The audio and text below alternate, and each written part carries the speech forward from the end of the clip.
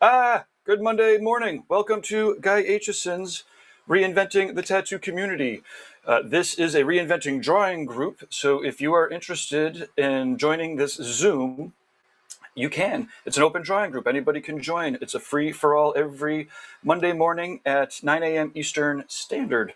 So thank you very much for joining. If you are interested in zooming in, I'll get you the instructions right now. Hey, people are already popping up in the chat rooms. What up, Monday morning motivation? Hello, Chris Smith, Caroline Evans. Good morning. I know that the notification went out to the Reinventing the Tattoo community.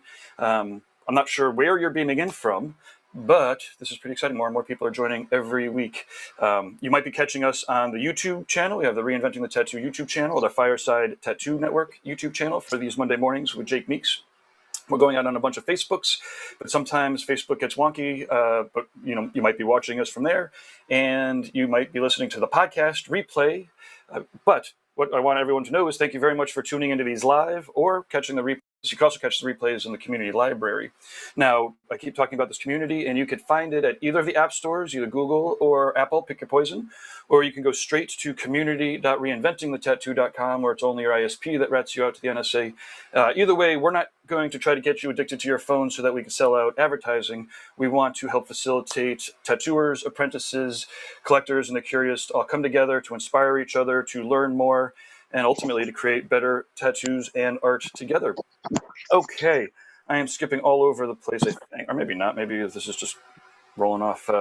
We don't run ads during the middle of these shows, so thank you for bearing with this introduction. We also have a schedule coming up.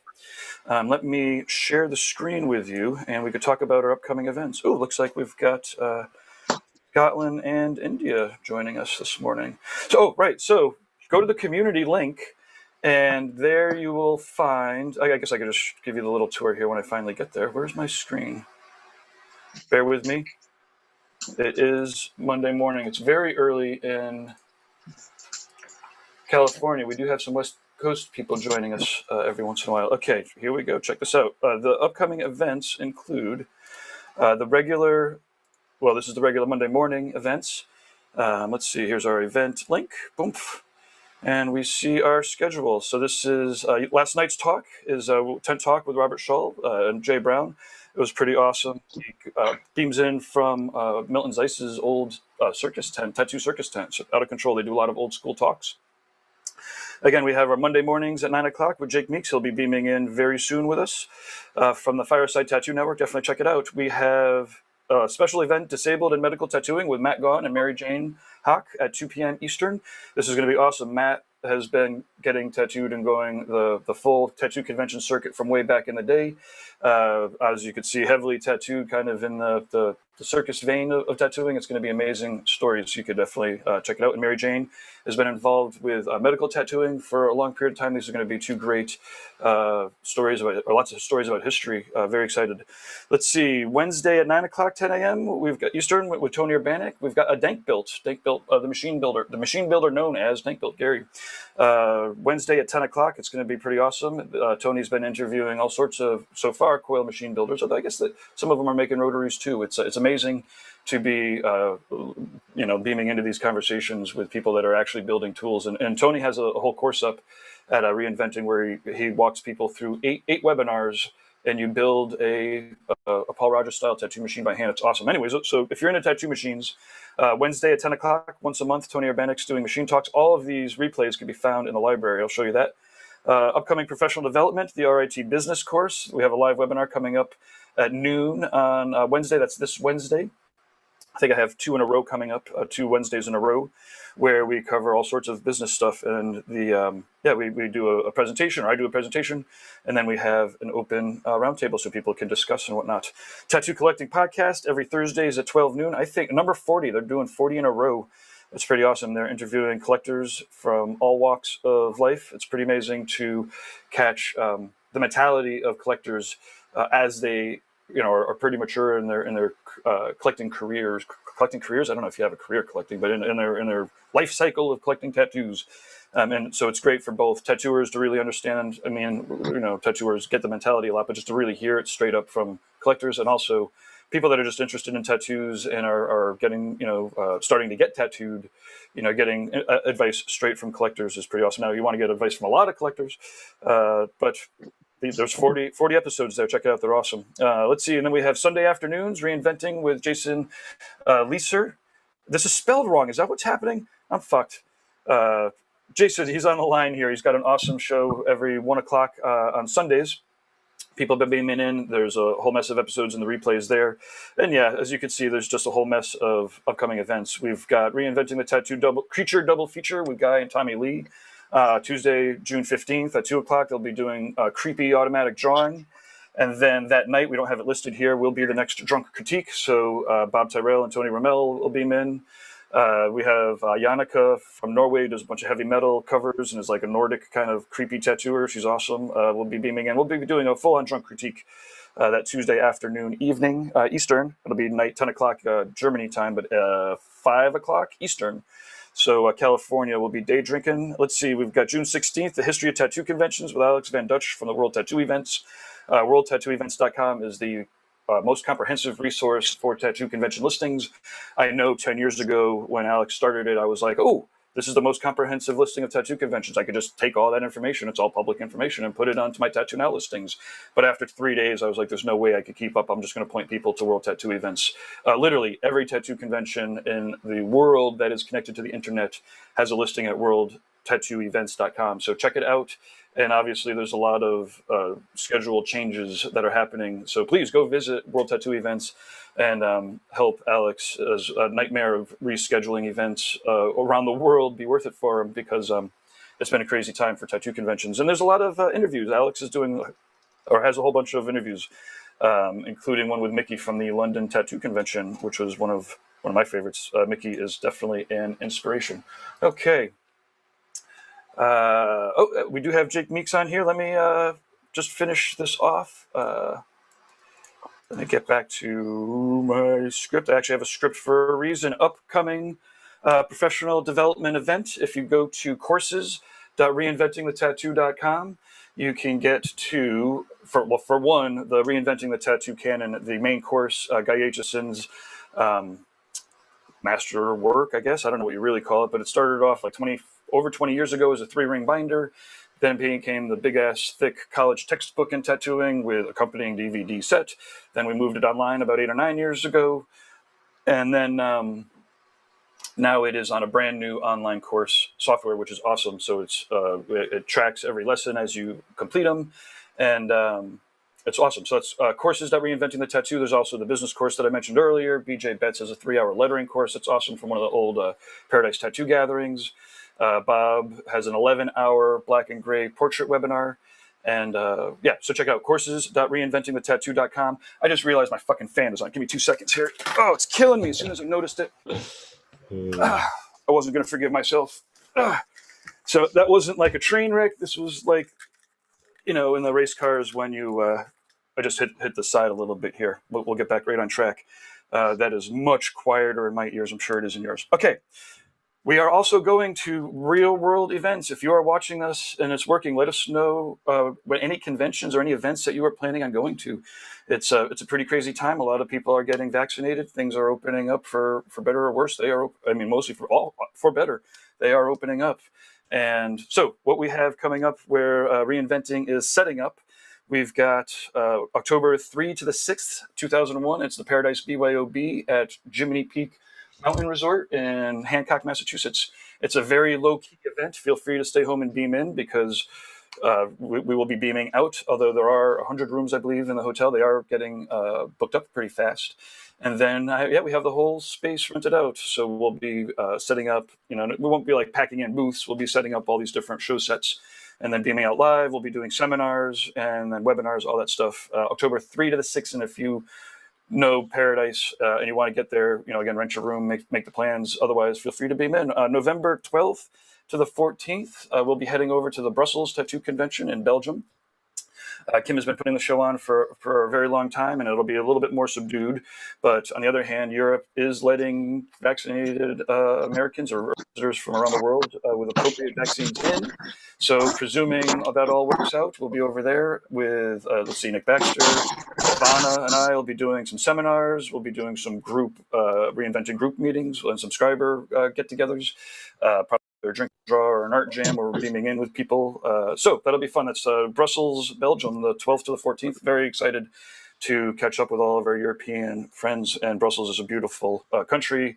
And Brussels is a beautiful city inside of Belgium, a beautiful country. Let's see. Then next year, save the dates. We've got May 20th to the 22nd. 2022 is Hell City in Columbus, and we're going to have a full. Guy's always been doing something awesome, so we'll have a full reinventing event that's going to be pretty spectacular. We're getting it together as we speak.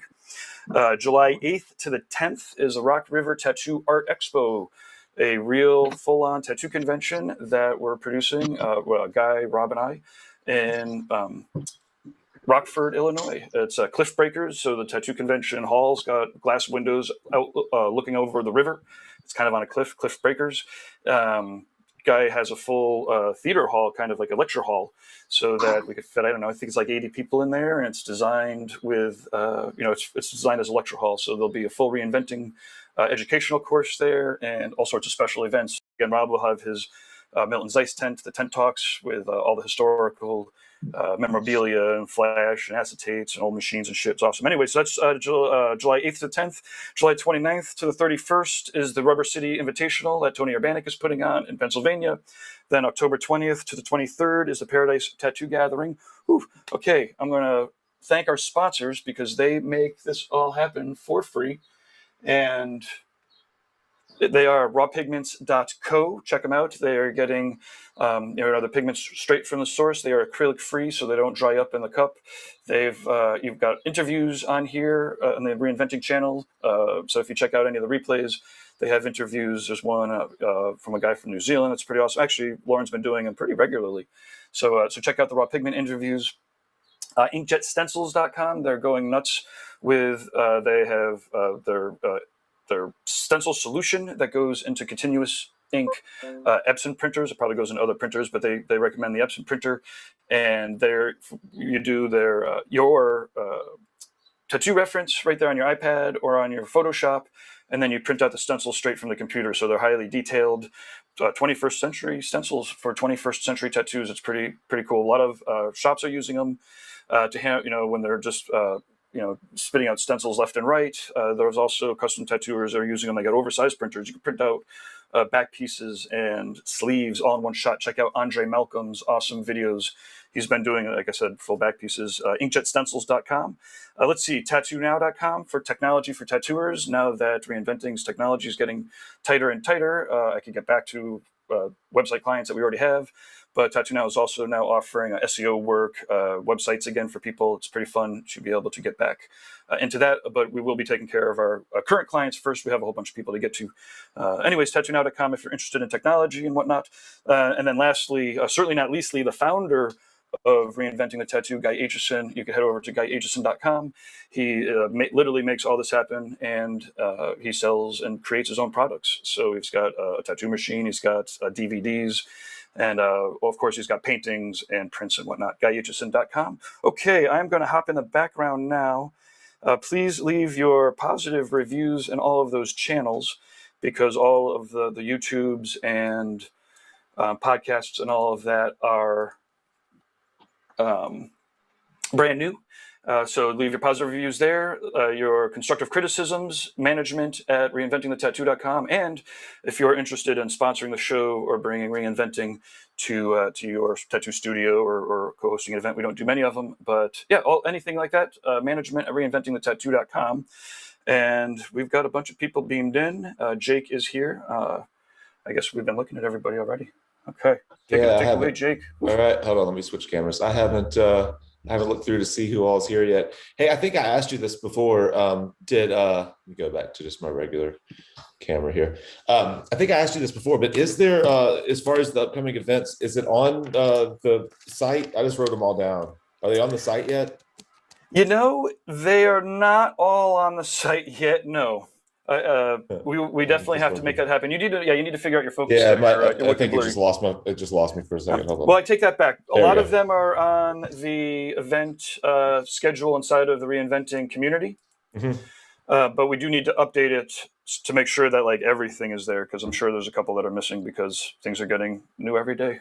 Yeah, But yeah. to that point, D- by next Monday when you ask, They I'll have a will better be. answer for you. Perfect. Perfect. So as far booking the rooms and stuff for Paradise for this year, we can go ahead and do that now. Oh yeah, absolutely. It's Okay. people are booking them already, and that's October 3rd to the 6th. There Ah, might actually be some tattooing there. We're when we booked it, we can only put 100 people in per room. So, yeah. but now that it's opening up, we can figure it out. Maybe get some sponsors on board. We have an awesome fucking band playing. One of Oh my favorite yeah. bands in the world's playing either Sunday night or Monday night. Oh, sweet. Vapors of Morphine, and oh man, it was From sick. up in your area there, I guess. They are from the Boston area. Yeah, they're like Yeah. they are an international band. They fucking kill it. They got they've got YouTube videos from like Russia and shit where they're selling out fucking stadiums. The original band Morphine was through the '90s, saxophone, bass, drums. That's fucking sick. Yeah. Anyways, Yeah. so yeah, Sweet. October, and Sweet. but I need to get it all together because October 3rd is coming up very quickly. So Yeah. whereas 3 months ago it was like, oh yeah, sure, we'll do something informal. We'll all get together. Have some beers over a campfire. Worst case. Now it's Yeah. like, oh shit, rooms are getting booked. People are expecting things. Bob's coming to do seminars. I got to get that ticket up so people can register Yeah. and Yeah. shit. Yeah. Absolutely. All right. Well, cool. I'm gonna make sure we want to do that. I don't want to miss. I don't want to miss out. What's up, everybody? Good to see you guys. Before we start going through and seeing what everybody's working on, back to that Andre Malcolm thing. If for anyone who's watching that didn't know, we did a fireside podcast with Andre while he was working on a back piece, and he talked a lot about that, the printing the full body stencils and what printers he was using and what paper he was using with the inkjet stuff, and it was pretty good. The only thing is he touches his mask the whole time, and it drove a lot of people crazy because he's tattooing and touching his mask. But if you can get past that part of it, then then it's good. Yeah, there you go, full back. Yeah, and so that's just the audio version. If you go to YouTube, there's the video version. And while you're on YouTube, we have a brand new 3 minutes to better tattooing that just came out last week that I thought was a lot of fun. Was a really cool one where I found an actual literal example of how amperage affects. There it is. Of how amperage affects your tattoos with the continuous amperage that your power supply puts out. So if you guys haven't seen that video took off. It hit like, I don't know what it's at now, but the first day or so it hit like 3,000 views, and the last I saw it was around 10,000. So that's pretty cool. That was like one of the, oh man, my camera keeps like losing me for some reason. I don't know why. There we go. I'm not sure what's up with it today. It's sleepy. But anyways, if you haven't checked out that newest 3 minutes to better tattooing, I think it's a good one. I'm going to try to get back on the ball with putting those out. And the last thing I want to say before I start going around to people is, if you guys have any, I want to start a series with illustrative style tattooing, interviewing storytelling tattooers, people who are creating narratives in whatever their style is, and trying to build stories in their work. So if you guys have any, I'm thinking of people like, Teresa Sharp or Steve Moore or Kelly Doty is a great storyteller, Andy Chambers. If you guys know of any folks that I might not, I'd love for you to maybe tag me on their Instagram. My Instagram is @pluguglyart. If you can just like tag me and say this person would be a good interview, I'd be super appreciative, because I'm sure I don't know the majority of them. And it's a series I'd like to take on and do at least 8 or 10 interviews with different like high level illustrator style. I'm going to post up one real quick, so I have her already lined up here. Okay. Do you know Lady Sarah? You have told me about her before, but I forgot. I didn't write her down. Okay. She's like Sarah. All about the stories, and her work is, let's see, let me just fire up real quick. Lady Sarah. Lady Sarah. She's Italian. Okay. And okay, come on now. Does she speak English pretty well? Oh yeah, she speaks English great. Okay. And where's her? I can't find her tattoos. It's funny. Again, it's so about the story that her work is. Yeah. Here we go. Look at this. Can you imagine like 10 years ago people's tattoo websites looking like Sephora ads? Yeah. It's crazy. A lot of. Oh yeah, yeah, it's nicely She does a whole painted. seminar in storytelling through Hmm. imagery through storytelling, storytelling through imagery. Okay, sweet. Thanks. I'll reach out to her. Start looking at her work. Yeah, anyone, let me feel free to share them on this show, and I'll write them down. Or if you just want to tag me in them. All right, I'm just gonna run down the. Just gonna run down the line. Morag, you're up first because you're the first person that I see next to Gabe. What you working on today? Hi, I actually just popped in just to tell you that I haven't died. I've Yeah, been we were really busy. asking about you last. Well, I wasn't here last week, but the week before last, I was asking. It's like, what happened to Morag? We haven't seen her. And then someone mentioned that you were probably back to tattooing by now. Yeah, and as expected, it went completely crazy, and there was Mhm. no such thing as spare time to sit down and chat. So, Yeah, yeah. Well, and good, good. I might get called away at some point today as well. So we'll just enjoy it while I can. But actually, Yeah, I'm just yeah. working on a staffy picture. It's one Oh, of these memorial tattoos. The photograph is terrible. You can't yeah, ask him to take more photographs. It's a yeah. black dog, and I'm Uh, just looking to see what I can tease out of this image before I agree to this or not. yeah. Have you tried any of the AI enhancers? No. They have artificial intelligence, AI powered image enhancers that'll take, old photographs and through the course of, processing hundreds of thousands of photos, make them look, what the computer thinks would be more realistic. And it does a surprisingly good job.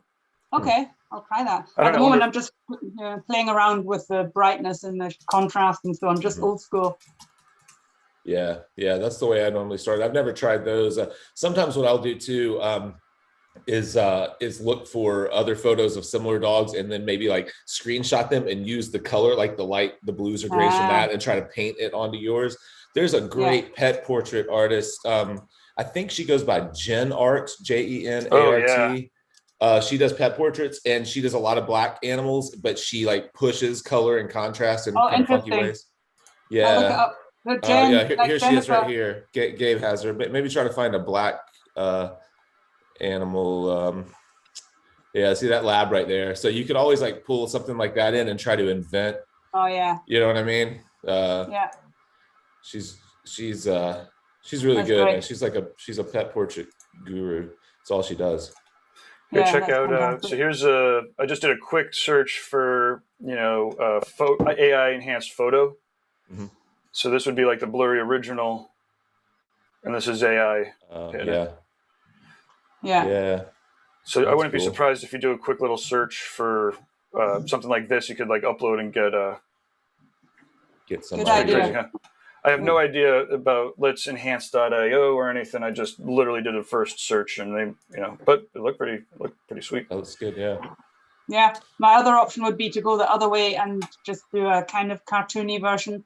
It's also not particularly big, and she wants all their favorite toys and the harness and everything in there. Oh So, yeah, yeah. So you uh, might stylize it, like fisheye it a little bit or something like that, and yeah, that kind exaggerate of some of the thing. shapes. Then you might be Yeah, able to get yeah, away with.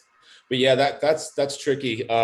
Cats are the worst. Like I've had to tattoo black cats before, and they just yeah, don't have like pronounced enough features. Like their muzzle isn't long enough or whatever, and it's such a yeah, pain. yeah, Yeah, yeah. I'm to do a white cat soon, so that's going Mhm. to be just as tricky for different Yeah, reasons. Because you right. don't want it to end up looking dirty, but otherwise, how do you include the features?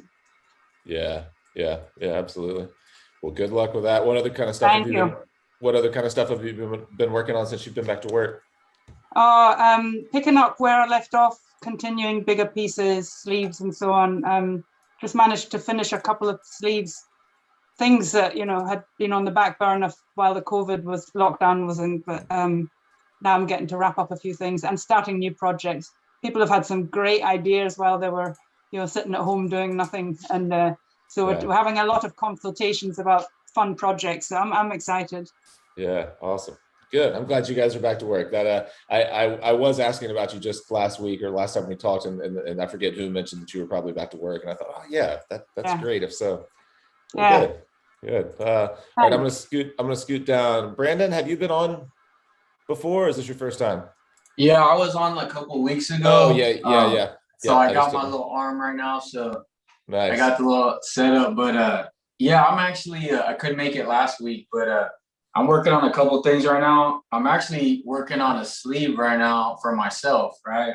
Oh, So okay. so I'm working on two things right now. One is it's back there. It's a I see painting I'm that. doing for my wife, right? So usually when I use Procreate, I'm still like a real beginner at Procreate, Mhm. and I thought it would like be like a quicker process and stuff for me. I still like just go straight to like the HB pencil and the 6B and like it's just like I'm drawing. But what I've learned to do is I do lots of sketches and concepts beforehand, and then do like little different lighting and stuff like that, and see what I like. Throw different colors in. So what I've been doing lately is I'll do that, start the painting, and then when I'm about 80% done, if I have some things I want to do to it, I just throw it in the Procreate. Mhm. And then like right now, I'll probably get your advice a little bit later towards the end of the show. But if I get to this, I kind of want to get you guys' input on, like, I'm trying to, basically what it is, my wife took a picture at her barn, right? Or at our barn. Oh, okay. And Yeah. Kind of I kind looking of made out. like a little it's kind of like palette art, Mhm. but I'm trying to do some type of lighting effect where like I want to make rays, like a backlighting with clouds, but I want to have it like coming out of the painting, you know what I mean? But I don't want it to look like it's forced, you know what I mean? Yeah. Like I just wanted to do something cool and I'm forcing the thing. I want it to look like somewhat realistic. So I wanted to like overlap the panels, and then there's like some knots right here. Yeah. So like I'm gonna try to like, I don't know if you can see it, but I'm gonna try Yeah. to like make some highlights here with some stuff. So I'm gonna play around with it. Okay. And then Okay. I like trees and roots and organic stuff. So like I just started this like 10 minutes ago. Oh, nice. And Yeah. I'm just doing Good like, start. I like things looking like this is actually what I did last time. I haven't started painting it, but this is like I had just a little mess of some roots. And I after the group last time I did that. Oh, okay. Yeah. So it's That's just super cool. different things I play around with. But if we have time, like I actually want to pick like the whole panel's brain about some stuff. Like I need a lot of the I'm gonna tell a little bit of my own story, and then I'd like your guys' input on it. We could go through some of the other people and what they're working on, but if we can come back, I really like to get your advice on a few different issues, you know? Yeah, yeah, sounds like a great plan. Cool. Yeah, I like the way that started. And yeah, we can definitely, between the group, we can definitely help with making those rays look believable and stuff like that. And I know Jason has a lot of Procreate experience, and he probably would know something about using some of the overlay layers or the the changing the layer blending mode to try to play with those rays a little bit where they don't look so fake. You know, where you can get some really realistic effects. Cool. Yeah, let's hear. We'll cruise on down, and then we'll come back to that. Jason, you're next in my line, so that was a good transition. What's up with you? Working on more snakes today? Yeah, another snake. It's part of our homework for this week, and I was like, "Ooh, all right, that should be pretty easy." This week's homework was focusing on scales and scale texture. Yeah. We didn't even have to do a full snake, but I figured what better way to illustrate scales and the way that they can flow, the texture that they can create. So, right now I'm just trying to go through. I've got the snake roughed out. I'm going to go through and probably add just some simple waveforms, nothing crazy in the background. Maybe just some ambient negative space wind sweeps or something like that. But really just trying to keep the emphasis on the head itself, and where I'm really trying to focus in on the detail and the texture, because that's where I want people to really look at. Yeah. But then I was struggling because I wanted the head and all of the detail for the head to be on this plane, having the snake body moving back behind. But if the detail is going to be in this plane, in this like middle ground plane, then I would ideally also want to have this part of the body also detailed out, because that's on the same plane to maintain my focus. Right. And then I have this part over here that's coming forward as well. So it's like, okay, well, I've got 1, 2, 3 that all need to have a bit more detail.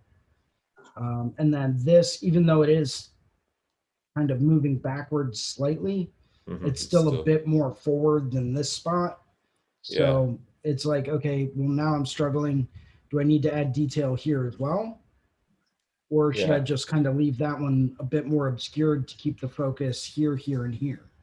Yeah, I think that bottom piece, I think it leaving it without the detail work, the way that it is right now, I think reads pretty well. And it almost kind of like a lot of times when you get to the tail anyways, people will start to simplify and really stylize the shape at the very end, you know, not over render it because it's getting, you know, thinner. So I don't know that that last little piece needs much more detail. You might, you know, maybe you could catch some little bit of light or something in just like the ridge of it where the, you know, where the belly turns or something like that. But I think overall you're off to a good start. Probably, you know, as you get detail and render the head, you might push the separation between, you know, the front of the head and the body that it's cutting in front of just a little bit further so that it stands up. You know what I'm talking about? Oh, I know exactly what you're talking about. Yeah. But I think the layout's looking great so far.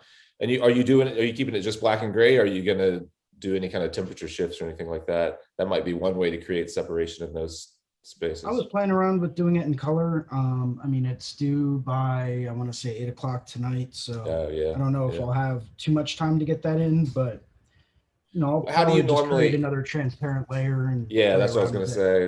That's what I normally do. I didn't know if you had a better way to just like to just do big kind of you know, subtle temperature washes and just do it as a either a transparent layer or some type of overlay layer where you could go, you know, I could always play around with my favorite trick, and that's to go through and do the alpha lock.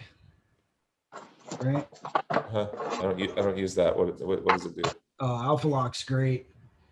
So if I do alpha lock will allow you to only color in just that area on the pixels that are currently colored in. Okay. So if I wanted to, let's lock this. I never like to work on my originals. Yeah, nice. I've seen people so do like that. if there are any pixels already laid down on the screen, it's only going to color inside those pixels. Yeah, that is great. Yeah, that's super fast. So you can go through and, you know, say you're just doing like the scale texture. You want to make all of those scales, you know, one color instead of red. Let's do like a greenish tone.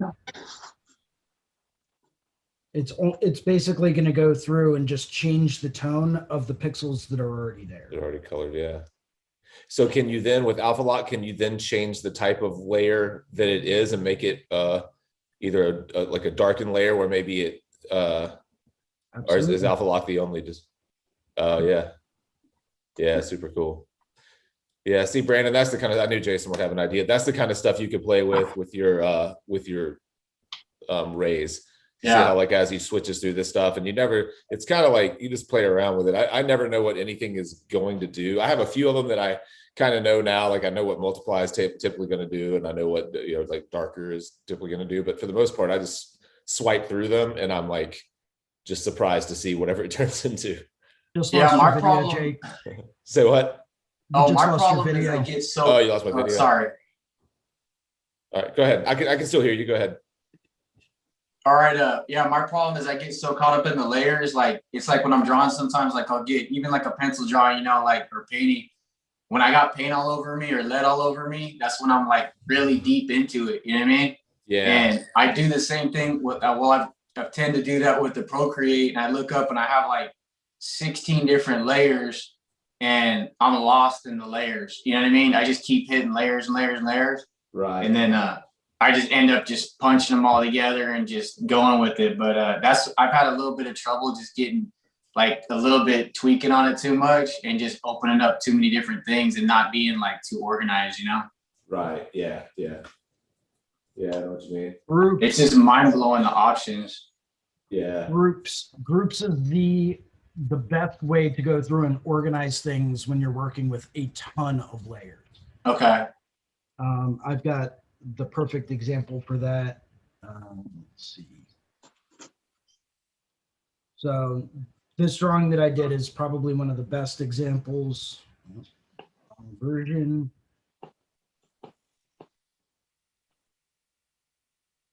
So I've got layers galore in here, right? Mm-hmm. From, you know, textures and individual areas. Wow.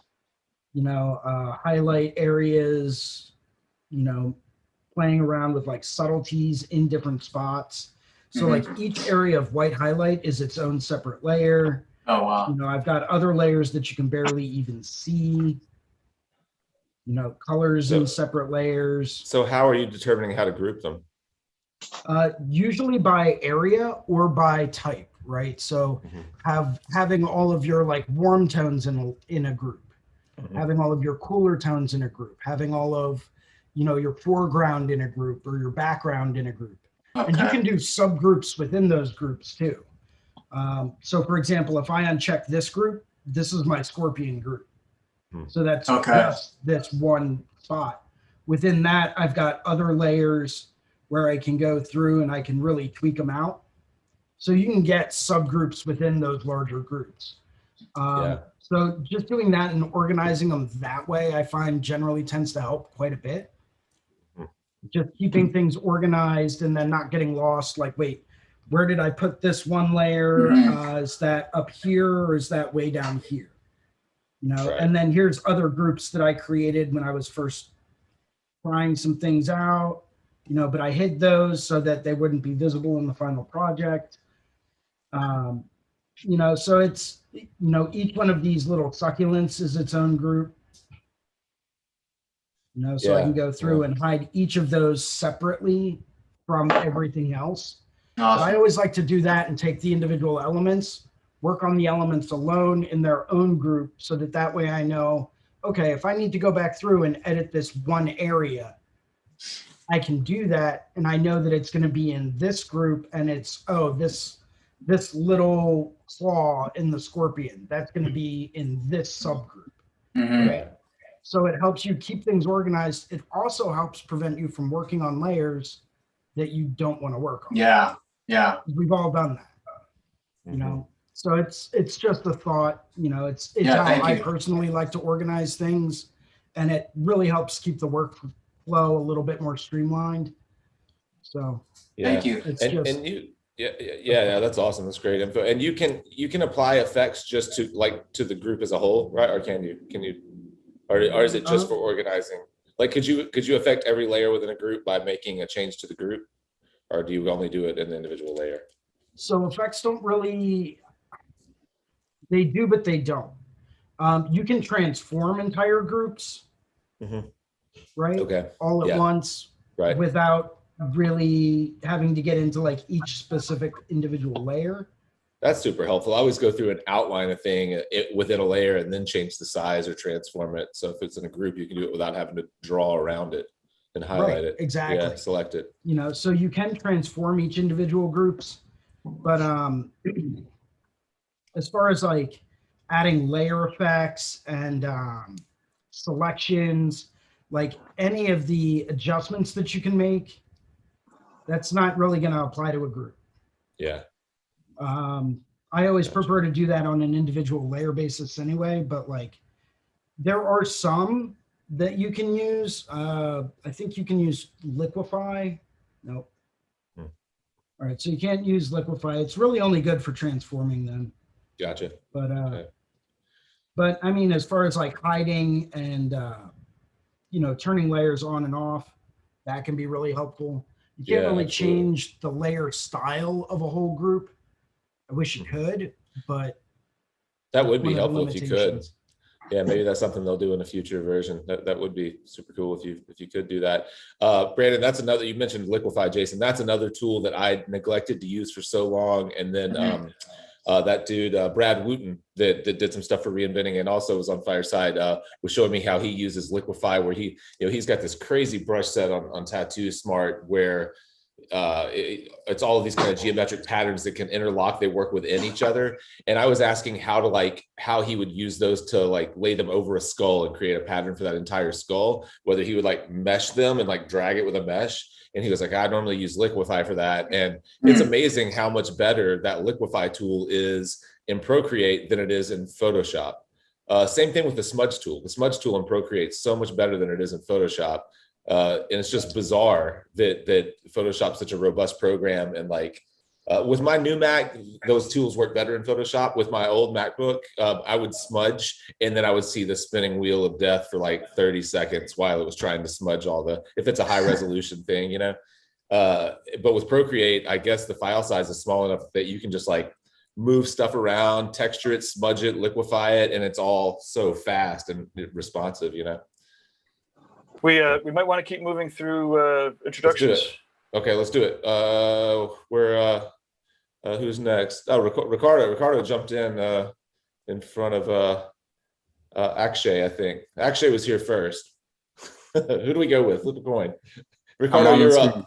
You're on screen. Man? What's up, man? Hey, what did you guys? Hey, I didn't ask you guys what you a couple of weeks ago. You and Jason were in the same room working together. Did you guys finish out that painting?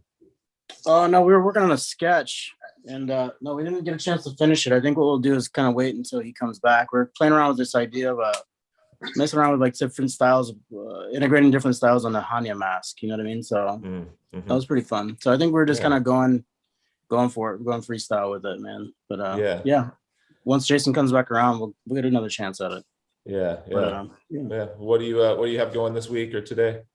I'm doing the same thing. I'm working on my homework for tonight. Yeah. Oh, nice. Yeah. So I'm playing around with some color wash and stuff right now, and kind of trying to figure out where I'm going to put the focal point. Yeah. And playing around with like some different tonals, stuff like that going on in there. Yeah. But, yeah, so I think I'll keep the rest of it pretty simple. I might soften up this nose socket so it takes less attention away from it, and soften up the edges on the hand and everything too. Are you going to keep the hand kind of like stylized and linear? Or are you going to try to render? I like it kind of the way that it is. Like yeah, I do too. Thanks, man. I appreciate it. I was looking at that, and I think what I'll do is just kind of like lay some you know, because there's already a gray undertone underneath it or a black wash undertone underneath it, so it takes on that like watercolor kind of feel, I think. Yeah. So, yeah. I love seeing you guys are both, you and Jason are both, a lot of times working on the same projects and both working in Procreate, but your mark making is completely kind of different. You know, Jason goes through and really renders a lot, and you're just like laying a stroke down and kind of leaving it there. Yeah, I like painting, man. I fell in love with oil painting. I think the first time I oil painted was with at a Jeff Gogoi seminar in 2007 or 2008 or something. I can't remember, man. It's such a long time ago, but yeah, it was an amazing experience. You know what I mean? And the strokes, the way that flat brush just leaves that mark. You know what I mean? It's awesome. Yeah. So I definitely try to approach everything that way. And sometimes I'll blend it in, like you're talking about the smudge tool. I love that tool. It's great. And liquefy as well. You know what I mean? So it's pretty good stuff.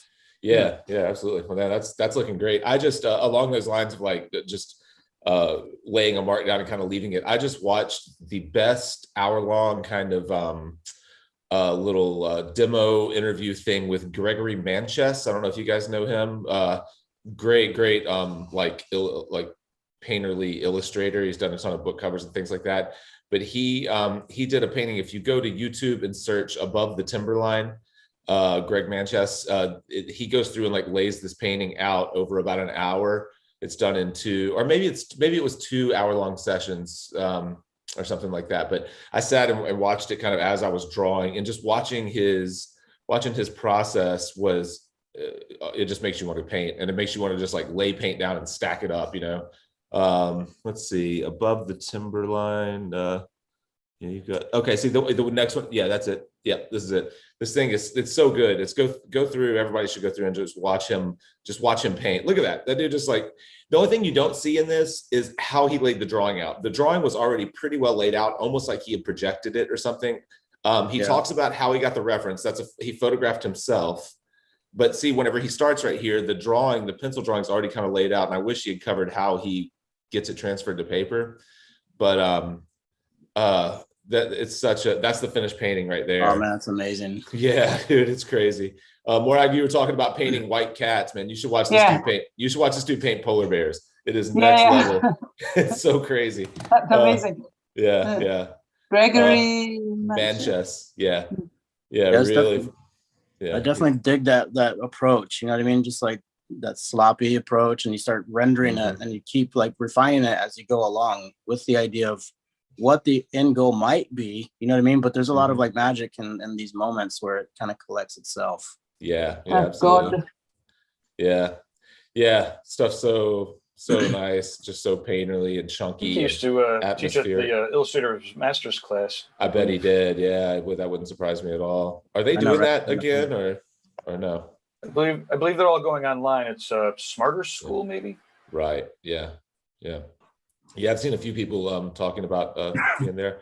All right, who we'll move on. We'll move on down to Akshay. How's it going, Akshay? What kind of stuff are you Hello, working sir. on? What are you working Yes, on sir. this week? Yes, sir. I'm working. So right now, I'm just sketching a little bit. I thought to like sketch a little bit, like random stuff. So like, basically, I'm just thinking about Oh, yeah. composing something. So just trying to add some perspective in the skull, and like using some techniques to like draw some head. It's pretty rough right now, but like just doing something rough right now. Nothing much, sir. Yeah, that's looking great. Is that's just for a painting for yourself, or is that for a specific project? No, no, sir. Normal practices, practicing for like future projects. Like if I get something to create, like half sleeves or something like that, in illustrative style. Yes, Yeah. sir. And you are everything you show is basically on paper. Are you doing any digital drawing, or do you draw all on paper? Yes, sir. I do digital drawings too. Like I do some Procreate editing. When I used to do some realistic tattoos, when I compose some tattoos, so I use Procreate. Like drawing right now, I'm just focusing on my fundamental skills, like how to draw heads, shapes, and like also study about portraits. So maximum time I'm just using the pencil only. Yeah. I'm trying to go back and draw more with pencil. I've been going through, I think I mentioned it on the show, I've been going through lately and actually physically making like maps of people's bodies instead of just relying on the photographs and scanning it in and drawing my sleeves or my back pieces in Procreate. I'll do that, but then I'll get my rough sketch in Procreate. I'll trace it out like we used to years ago on their body using large scale tracing paper, like make a map. And then I'll print my sketch out and lay it out in like blue and red pencil on actual paper. And I think it's been good for my eyes, and it's been good for my like posture, because when I'm drawing large, I'll like sit with a big, I'll draw from further away instead of being hunched over the iPad or hunched over the Cintiq. And okay. Yeah, so that's really helped me. I'm trying to do it more and more. It's just it's so easy to draw digitally these days. And like one thing that I keep running into is like I want to go watch a movie with my wife and son, and it's hard for me to bring a big drawing board and sit in there with them and draw, but it's so easy for me to do on the iPad. So I end up, that's the kind of hurdle that I have with it. Well, here, since you got me pulled up, I'll kind of show you what I'm working on this week. This week is my off week from tattooing. I had my assistant Allie, who's doing awesome. Every 6 weeks she schedules me out the 7th week so no tattoos. So this week I am recording the reboot of our foundations class, and I'm making it much more tattoo specific, much shorter, and like to the point kind of exercises. And so this will not be one of the exercises right here, but it's one that I've been kind of playing with myself. So this is so we're breaking everything down from shapes, values, edges, and colors. And I'm trying to play with subtlety and color myself so that I can simplify it and do it for foundations. So this is actually, I'm just like drawing the one on the left is a painting by you guys help me out. He's so good. Peter Moorbacher. So that's a Peter Moorbacher painting. And what I did is I just started kind of sketching it out. And what I would just reach over and at the beginning, and I would grab one of the colors and then see where it sits over here on the right side in my color picker, just where it sits from a value and a color intensity standpoint. And then I would try to approximate it myself by like painting my own next to it. And so I'm just trying to learn something about how he uses color. I love how simple his color is a lot of time. I mean, it's not simple at all, but it looks simple. Like it all will kind of sit in one area of the one area of the color spectrum with just a couple of little punches. Like this whole thing is basically, it looks like it's all kind of reds and purples and grays, but then you start to grab a few colors and you're like, oh, there's really a lot more like yellow in that than I realized, or a lot more whatever. And so I'm doing this as kind of a test for myself to figure out how I can simplify it and make it work in foundations. So this is I've been working on it. I don't know, I've got a few hours in on it now, I guess. Mine, I guess, ended up a little bit bigger, but pretty close. But yeah, anyways, since you pulled me up, that's what I thought I would show. Hey, let me I like share that. this Smarter School real quick. Yeah. This is where this is kind of the IMC teachers have moved online. I mean, they were always doing online, but then obviously after last year.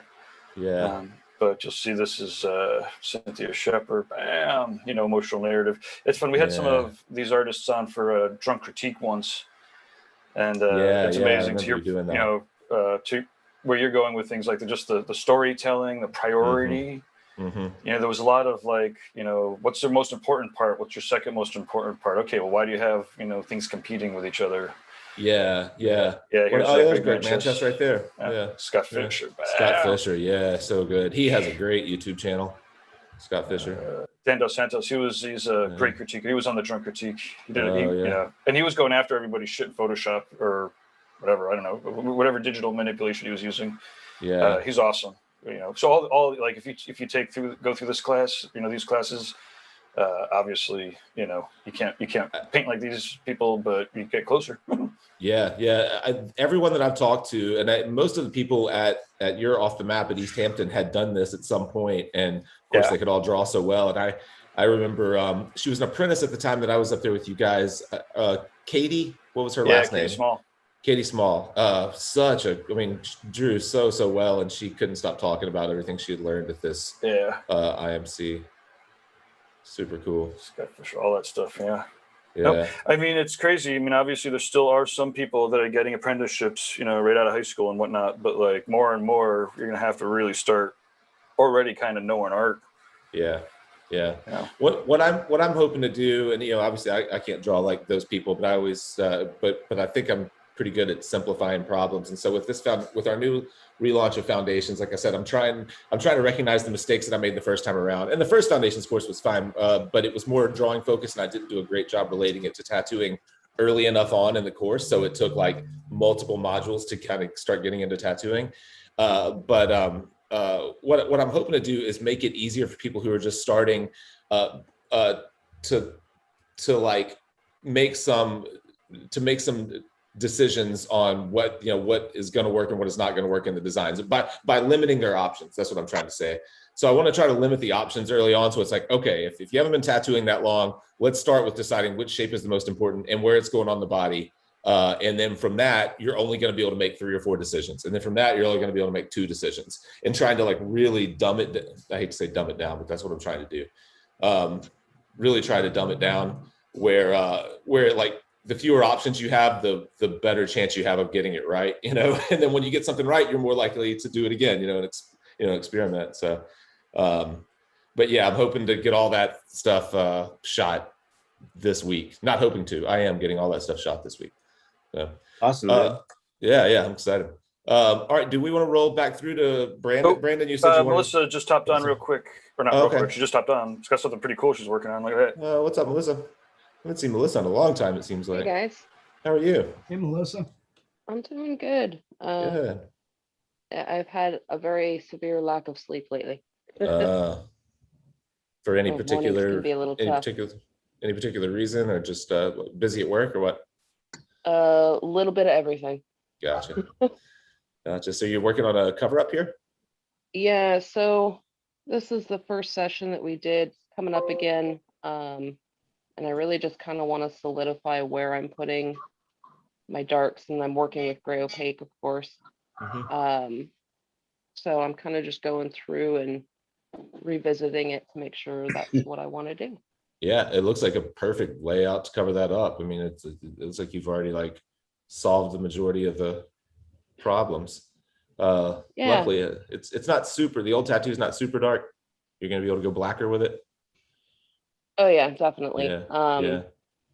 The toughest part of this, honestly, this is the easiest part of the cover up. He's got another thing that I'm covering in there, and then another thing yet from that.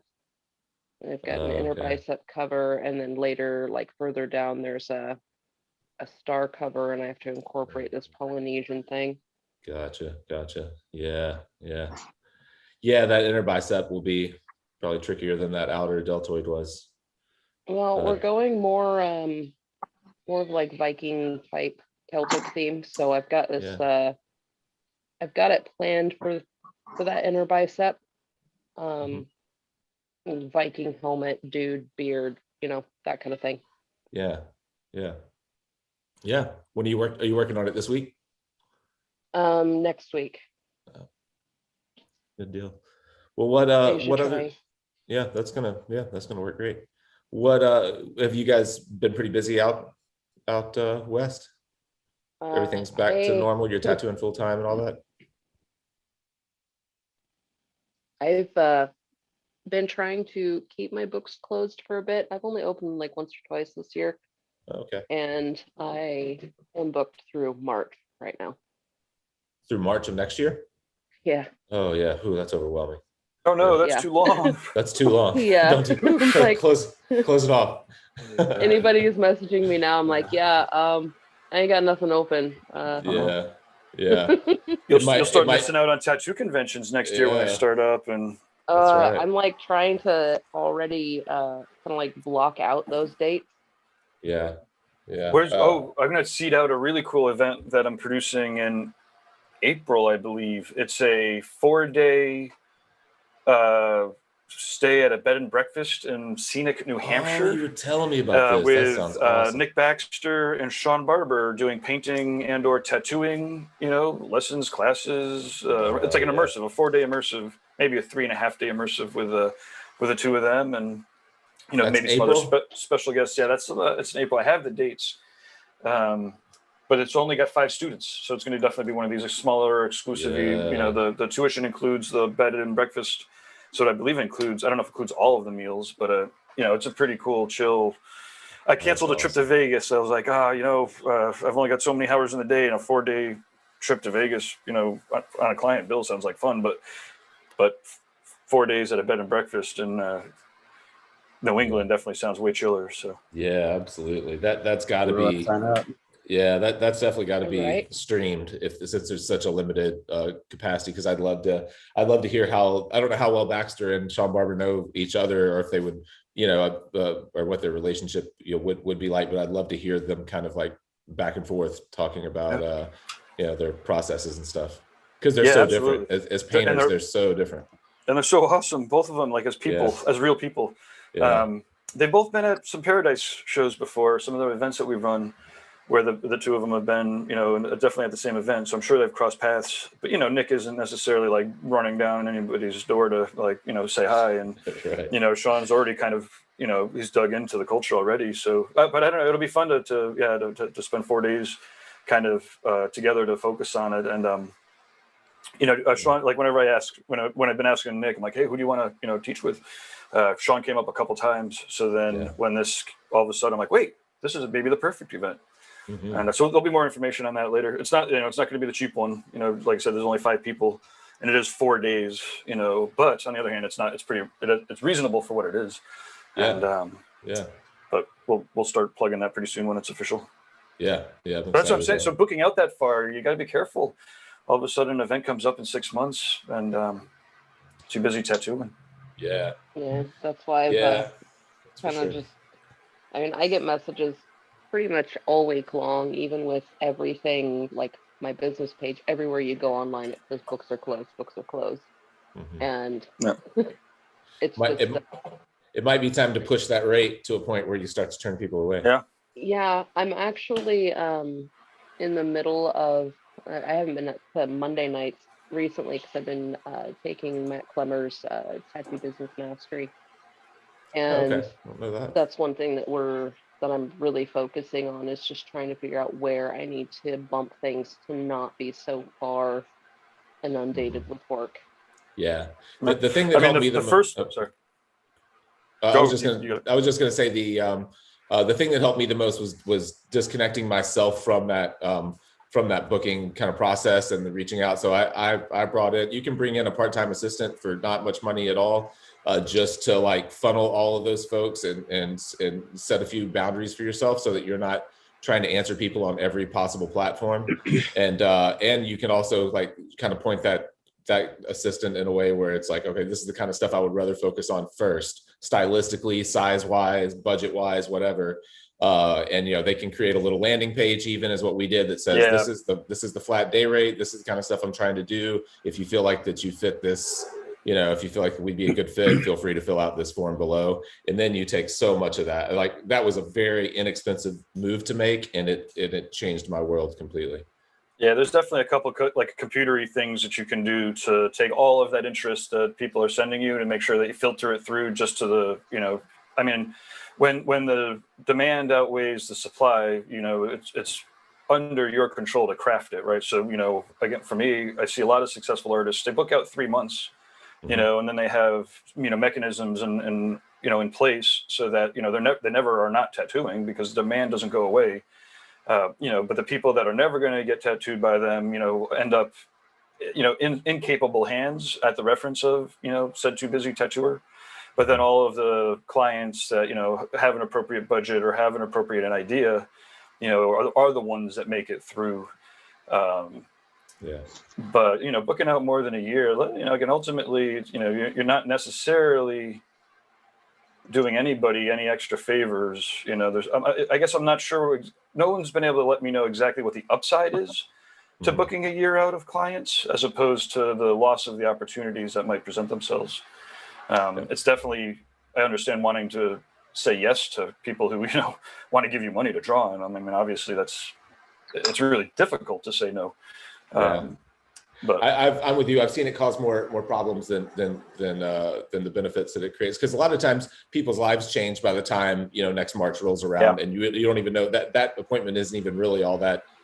You can't even really trust that you have it. And then I had another point I was going to make, but I forget now. But yeah, I'm with you, Gabe. I think that typically it's you know, it makes more sense to you know, to have a waiting list or whatever else, and refer people to other artists in your community so that you're building some like relationships with other tattooers. And you know, there are a lot of other ways you can handle it that I think are Yeah, more I mean, beneficial. the only reason I actually give a shit is because I invite people to cool events and they're like, sorry, booked out a year and a half. I'm like, booked out a year and a half? What the fuck? We're talking about like a Mediterranean island, you know? Right. Okay. Yeah. I've definitely been like forwarding clients to those that I think it would fit, you know. I tell people from the get that it's a huge long wait list. I have not brought in any new clients in probably 3 months, I think. Yeah. So this is all like continuing work. It's all big stuff. Yeah. I feel you. I know, that's how it goes. Well, let's it's after 9. Oh, go ahead. Oh, sorry, go ahead.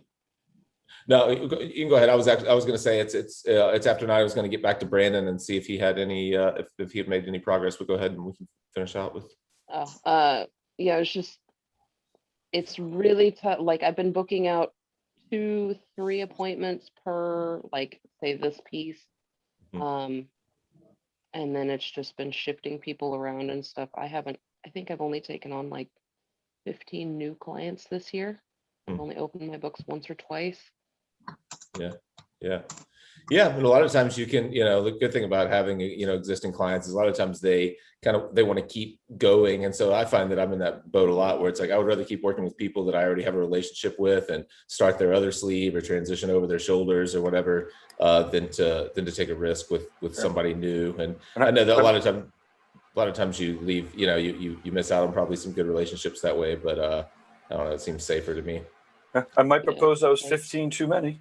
You know, if you're already booked out a year, you take on 15 new clients. Like, that's right. But to the, you know, to Jake's point, you know, making sure that you're always refreshing the, you know, one of the amazing benefits of tattooing is just the network you could be making, right? And if all of a sudden, on the other hand, you know, guy's a pretty good example. Like he tattoos mostly people that he's already been tattooing with, you know, some friends of friends as they come in, kind of a thing.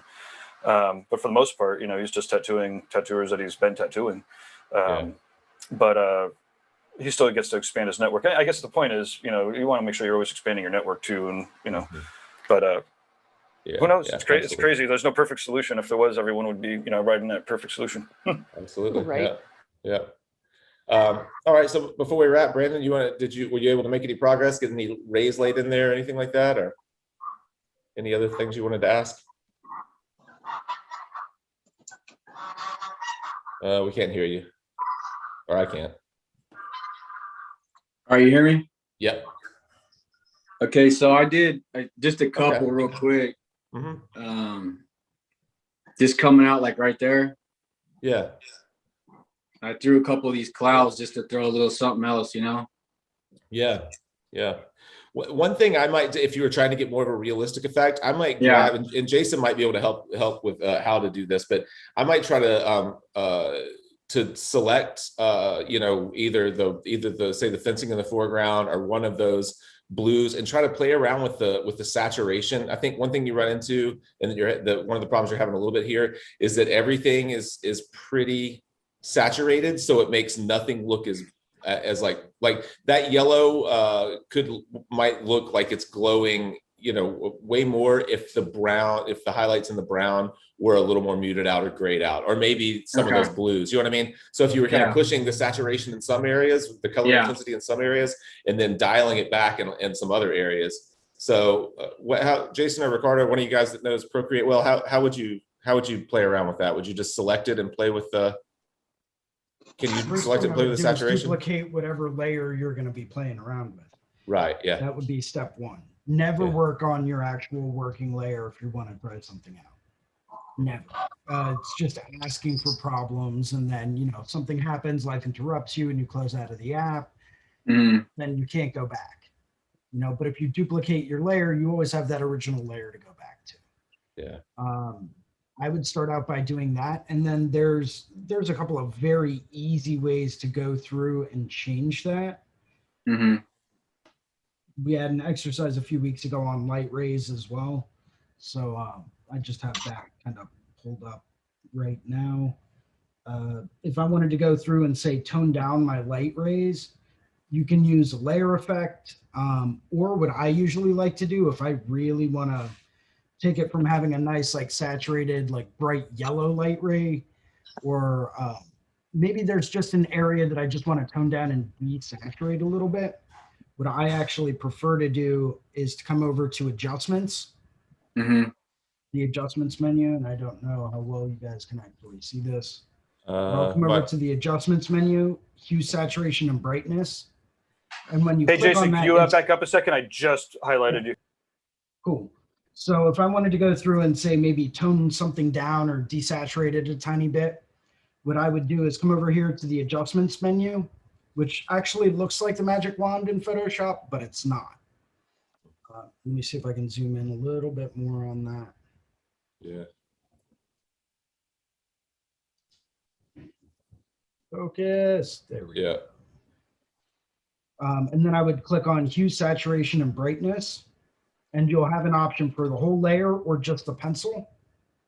And if you select just the pencil, it's going to allow you to go through and use your pencil. Maybe I want to take the red down. Zoom back out a little bit. So then you're going to come up with the whole hue, saturation, and brightness kind of basically the adjustments. But because I just chose my my brush, I can go through and use this to selectively change. Hop on the right layer. Turn the saturation down. And now if I zoom in on this red area, if I wanted to make it, you know, a little bit less saturated, I can go through and it's going to desaturate only where my brush is moving.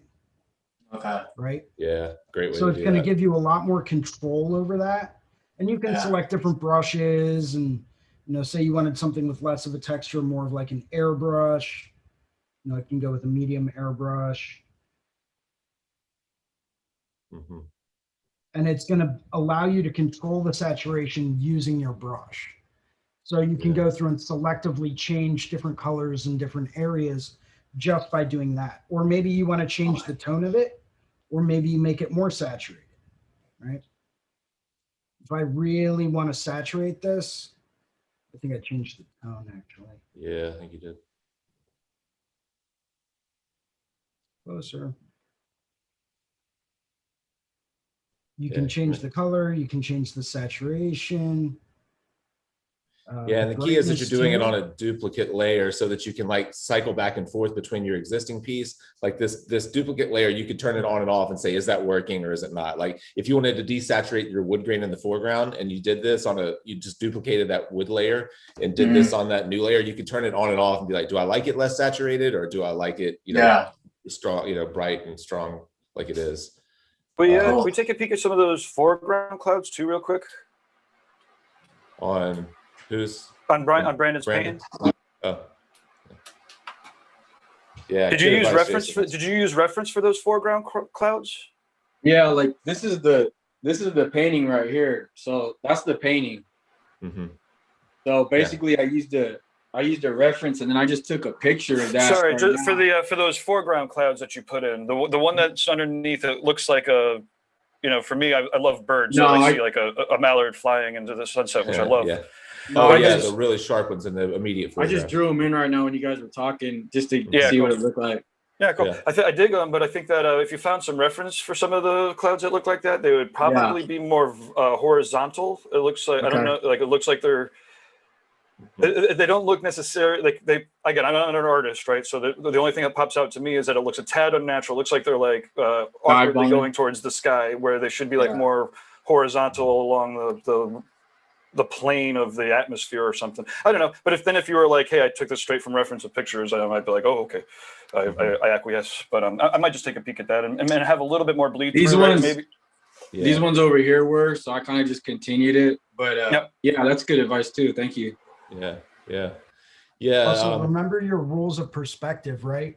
So as that like bright yellow and orange in the background recedes into the background even further and meets that horizon line, you're going to want to mix in some white there and kind of taper it out, because as things meet that horizon line, they get way lighter, right?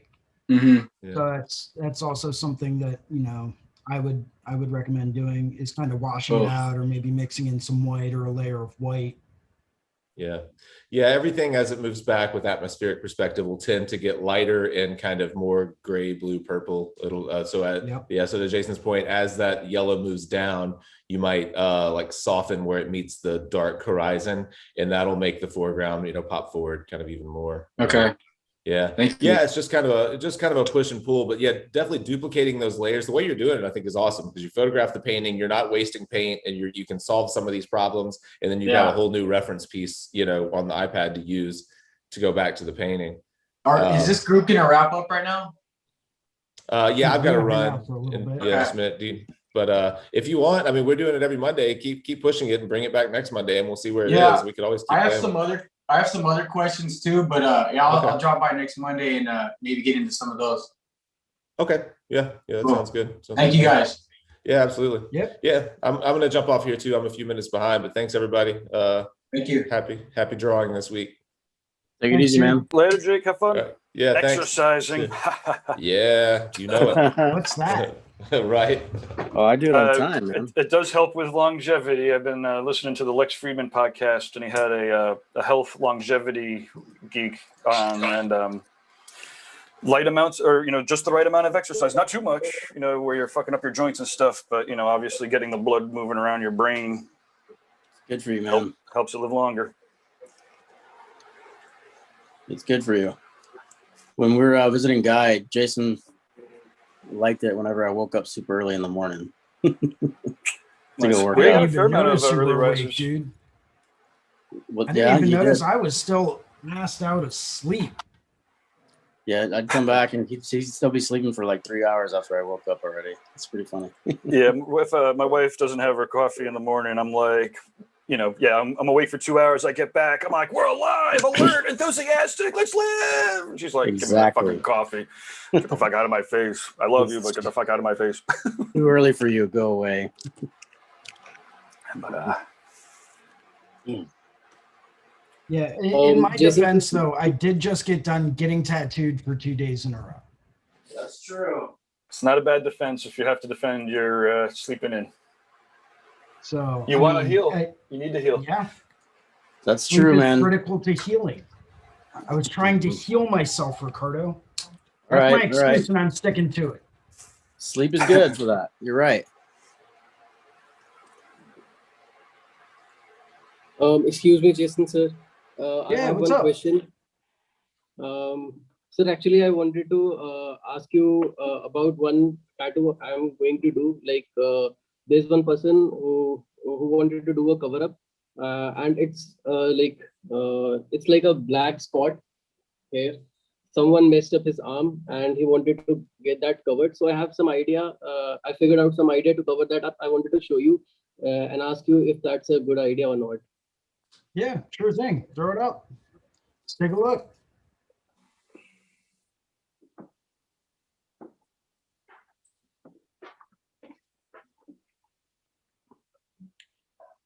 So actually, this is the tattoo.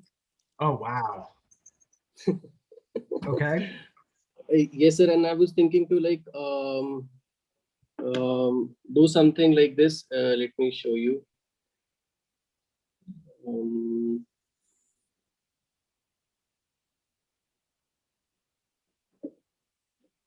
Something like I wanted to do something like these kind of lines. Sorry, these Okay. kind of lines. These kind of lines over here, and like my final idea is like to give this tattoo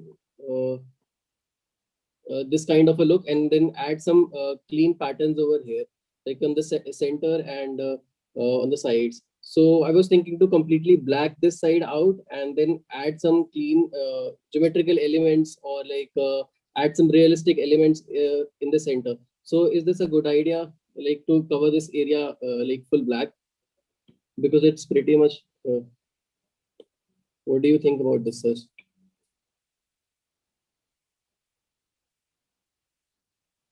I mean, generally speaking, I'm not really a super big fan of, just, blanketing black for a cover up. I usually try to go through, and it usually takes more than one pass, but I always try to keep things pretty busy and try to distract the eye from what's underneath.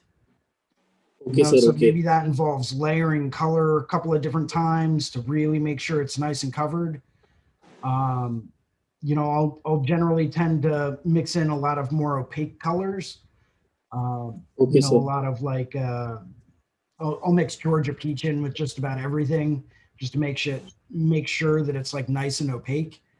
And then I'll try to keep things a bit more translucent anywhere where there isn't a cover up, to really allow some brighter tones to show through. I'm more of a fan of, keeping things busy, moving the eye around, distracting the eye, and then allowing that to go through and basically break up that form, right?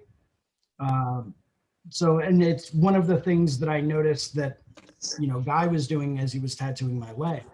He was incorporating where he could incorporate certain shapes, and then he was going against the grain and moving your eye away from, what was underneath, anywhere that he couldn't incorporate those shapes.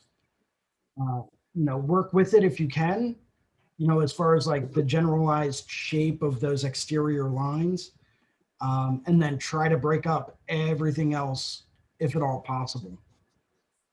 I mean, that's But so the black part, going to be a tricky like, one.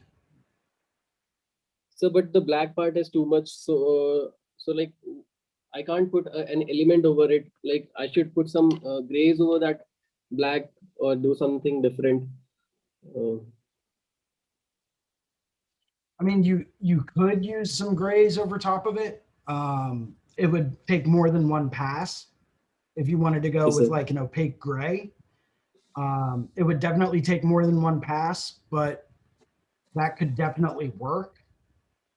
I think ultimately, I mean, obviously without, seeing it in person and being able to tell whether or not it's raised at all or scarred, if there was too much trauma caused, without being able to see anything like that, it's kind of hard to really tell. Anytime I'm dealing with anything where it might be raised or if it might be scarred at all, generally speaking, I won't do solid black over it, just because you're still going to see that raised pattern underneath that solid black. Okay, sir. So, I mean, that's my own 2 cents. There are plenty of people out there that are doing, just straight blackout tattoos, or Yes, sir. that kind of like a reverse tribal, like you were just showing. My friend Yes, Fizz sir. is Yes, sir. actually doing a lot of that kind of stuff right now, and it looks amazing. But he's going through and filling a whole arm with maybe some waves, a chrysanthemum, and then some of those very bold directional negative lines. And it Yes, sir. works unbelievably well. I don't know if any of that's a cover up. So, I mean, that could work. I would say, if Sir, at I all have seen. possible, try to bring in some more negative lines, really kind of Okay, sir. open up that space as it twists around the arm, and really work Yes, with the sir. structure of the flow of the arm. Yes, sir. Sir, I have seen some of this cover up doing with the black work, like, but like it takes too many sessions to complete that kind of work. So I was having this kind of idea to cover that area with black, but I don't know, like, uh, is it a good idea or not? Chalo, let's I see. mean, it does work. And I do like the fact that you have that form and that symmetry there. And I think that that's very visually appealing. Okay, You sir. know, I always try to, you know, take a different direction with it just because I don't really do a whole lot of that kind of work. Yes, sir. But Okay. but yeah, I mean, what you have there could work. I would just be careful with it because if it's Yes, sir. raised at all, you're still going to be able to see that shape. Even if you Okay, pack sir. solid black over top of it, you're still going Okay, to sir. see the shape of it underneath. Does that make Okay, sir. sense? Okay. Yes, sir. Yes, sir. Completely. Okay, sir. Okay. So, I think and I I have mean, to if at all let possible, that like I said, go. I'd try to get some more negative space in there just to break it up and make it a little bit more visually appealing. Okay, sir. That's Okay, my sir. own 2 cents. Thank you, sir. Yep.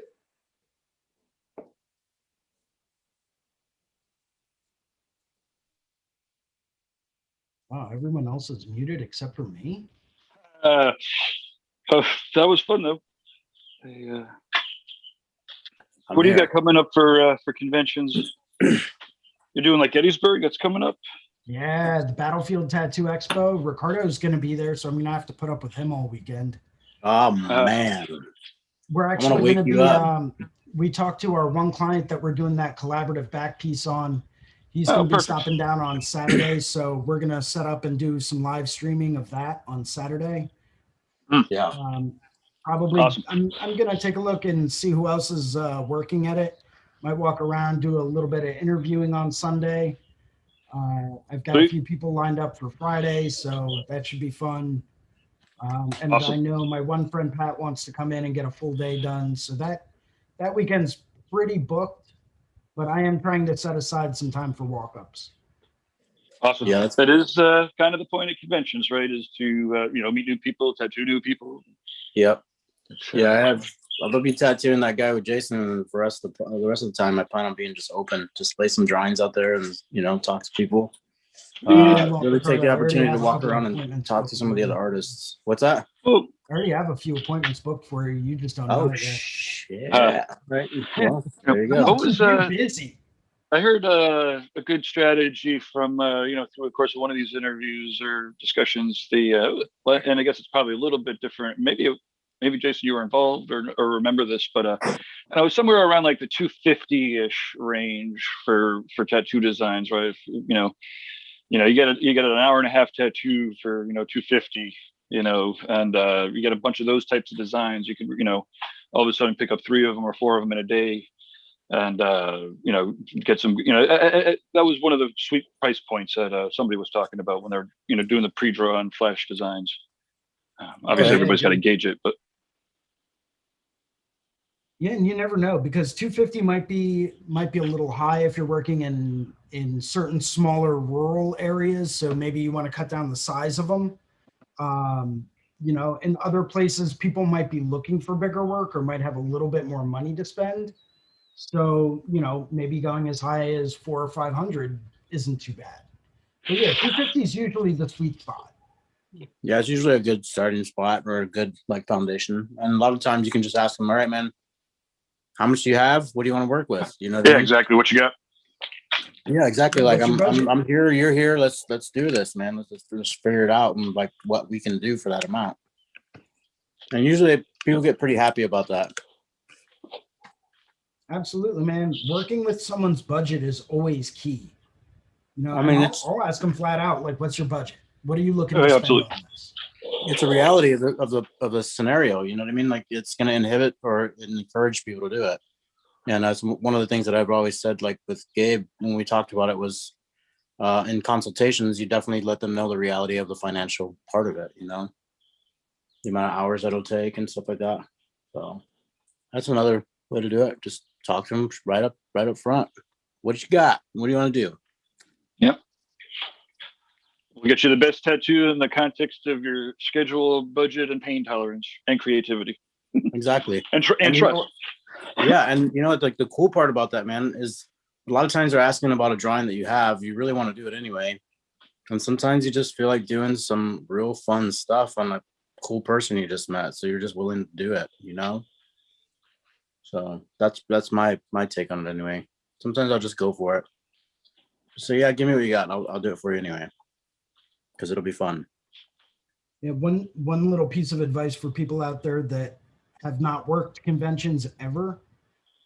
If anyone out there that's listening hasn't ever really worked one, and you want to go with the pre-drawn design kind of strategy, do not draw anything you do not want to tattoo. Oh, yes. And if you Yep. do, don't put it out, right? Because people will inevitably get it, or they'll ask you for it.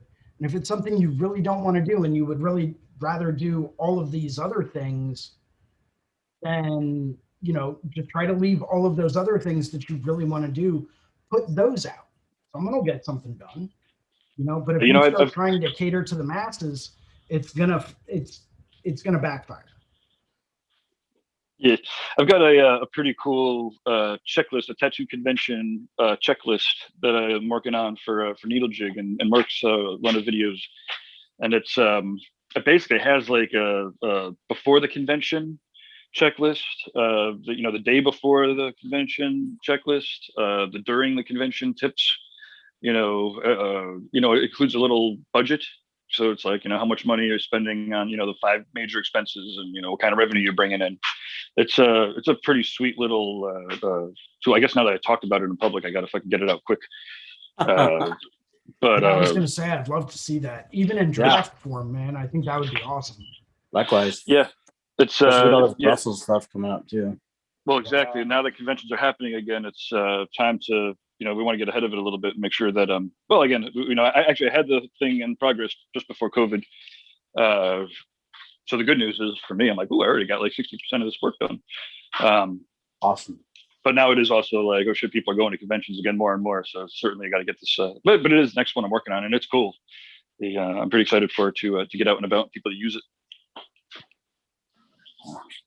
So, Ricardo, I caught the roughs for the BYOB morphine gig. I'm pretty psyched. Yeah, man, digging them.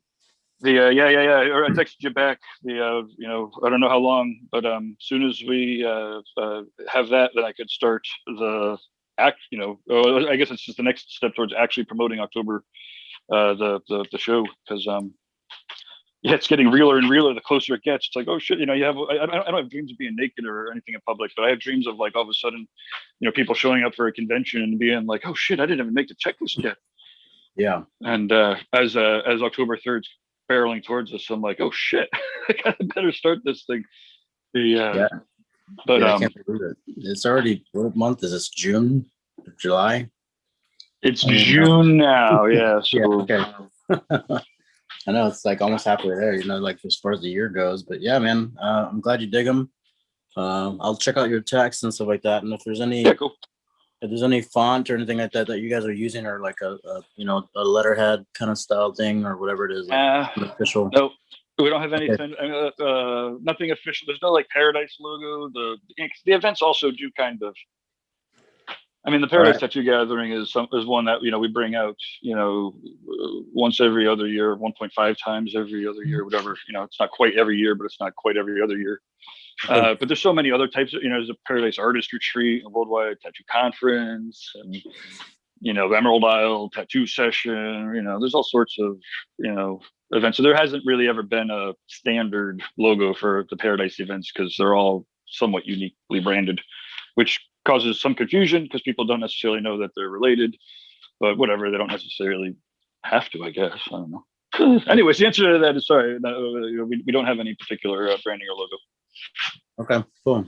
I'll just draw some stuff up and send them your way. Sweet. I bet the band will get pretty psyched too. Man, I can't wait to meet those guys, dude. It's gonna be great. Well, it's gonna be killer. So let's see. Let's bounce back to SK. How a couple of weeks ago in India, it was obviously seeming pretty brutal with the COVID. Has it gotten any better? Hopefully it's getting better. Yes, sir. Actually, this time, we are hitting a second wave, but the number of cases are like reducing right now. People are getting vaccinated, and the cases are like a little bit on the downfall. But let's see how it goes in the coming days, because we never expected like in 2021 will be same as like 2020. So we were hoping to we can work in this year. So let's see, sir, how it goes in future. Yeah, it's obviously not a great time to be overly optimistic about the way governments and systems are taking care of people. But that's great that the people are starting to get access to the vaccines and stuff. Are the hospitals still overflowing, or have the death tolls come down? I mean, cases usually are ahead of the death tolls. Yes, sir. Like a few months back, it was really bad in India. There was like some election going on, and due to that, there were a lot of rallies going on, and people gathered in so much of number, and the death rate got like really high. So it was like a few months back, but right now it's like in under control. The borders are all like different states. Borders are closed, so people can't travel from one state to another, and due to that, like things are getting like a little bit better. Yeah, great. It's great to hear. Yes, sir. Yes, sir.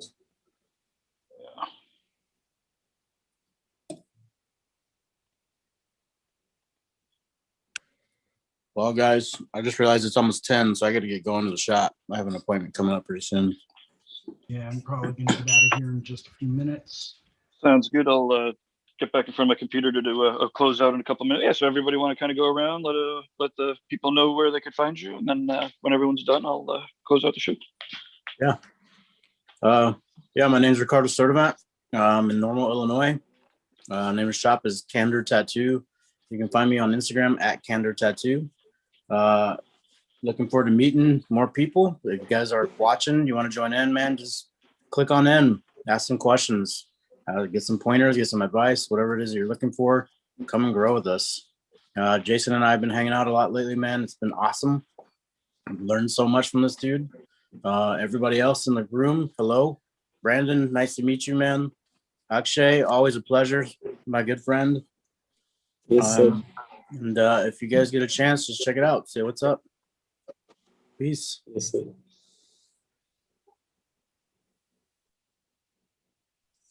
Hey, Gabe. Yeah. Are we getting pinned, or are we still voice activated? No, I could pin people. Yeah. You're next. Cool. Hey, so my name is Jason Leeser. I run the Sunday afternoon drawing groups at 1 p.m. Every Sunday. We're always looking for more interaction, more comments. Let us know what you want to see on these programs. Jump on in, just like Brandon did today. Ask some questions. If you want an opinion, we'll be more than happy to provide one. It's just our own 2 cents, of course. It's not like, anything official, but, we're always looking for more people to jump in. Akshay's been joining us all the time from India. That's awesome, dude. Thank you so much for that. Ricardo and I always have great discussions whenever he jumps in. But without viewer feedback, we're just kind of shooting from the hip here. So let us know what you would like to see in these drawing groups. That way we can start to really provide you guys with more content that you really want to see. We're always looking for new comments, new suggestions, and yeah, let us know. But if anyone wants to get a hold of me, you can reach out to me on Instagram at Philly Inc. And I'll be more than happy to get back to you with any answers to questions or anything of that nature.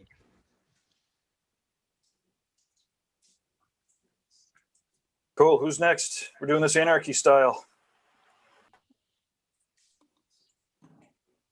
I'll be next.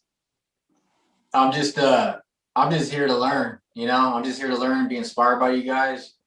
I just always want to grow as far as being an artist and a tattoo artist and all that stuff. So I like this group. Everyone seems real helpful. So I'll just keep coming back whenever I have the time. And thank you guys for all your advice today. Appreciate it. Hey, anytime, man. Thank you for jumping in. Yeah, no problem, dude. Thank you.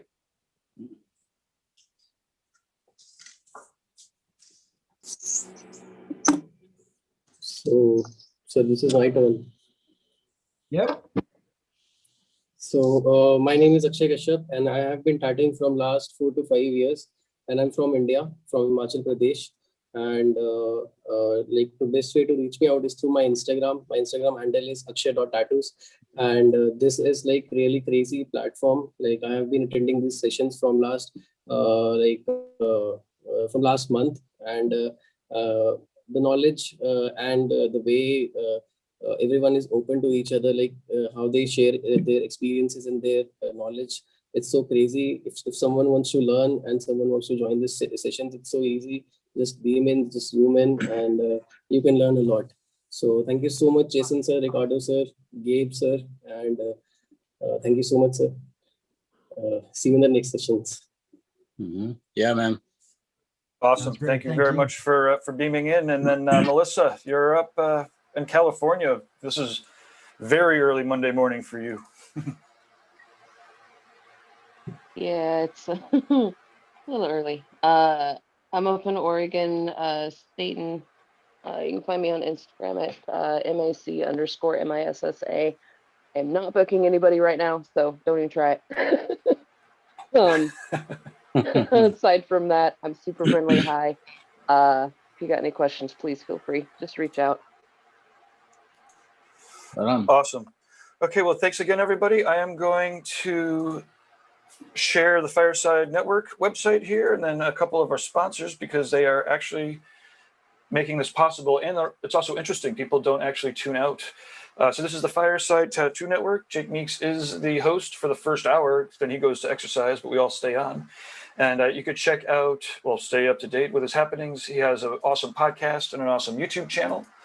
This is the Reinventing the Tattoo community, where we have all of our upcoming events and actually the library of replays.